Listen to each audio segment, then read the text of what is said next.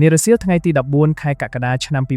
2026នៅបញ្ជាការដ្ឋានកងរាជអាវុធហត្ថរាជធានីភ្នំពេញលោកឧត្តមសេនីយ៍ឯករដ្ឋស្រៀងមេបញ្ជាការរងកងរាជអាវុធហត្ថលើផ្ទៃប្រទេសជាមេបញ្ជាការកងរាជអាវុធហត្ថរាជធានីភ្នំពេញបានអញ្ជើញដឹកនាំកិច្ចប្រជុំដ៏សំខាន់មួយដើម្បីពង្រឹងសមត្ថភាពរបស់កម្លាំងជំនាញក្នុងការបង្ក្រាបបទល្មើសនិងការប្រមូលព័ត៌មានឲ្យកាន់តែមានប្រសិទ្ធភាព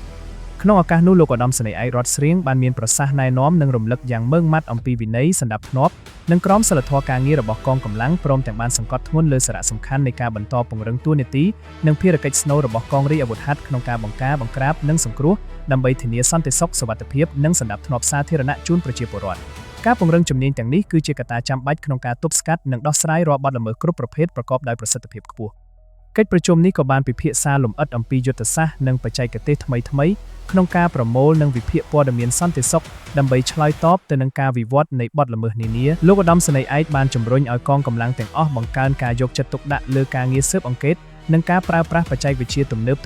ដើម្បីប្រយុទ្ធប្រឆាំងនឹងបទល្មើសគ្រឿងញៀនបទល្មើសឆបោកតាមប្រព័ន្ធបច្ចេកវិទ្យានិងបទល្មើសផ្សេងៗទៀតខ្ញុំបាទពូមីឆាយៈដឹងប៉ុស្តិ៍